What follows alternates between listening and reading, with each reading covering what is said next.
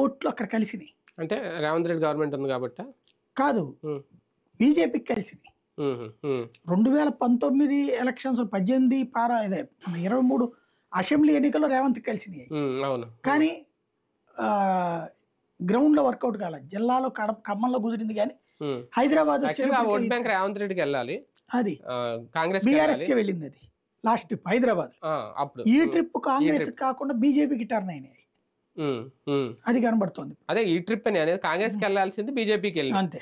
అంటే అక్కడ రేవంత్ ఇక్కడ పొత్తు వల్ల, ఇక్కడ పొత్తు వల్ల బీజేపీ పొత్తు వల్ల అక్కడ కలిసి వచ్చింది.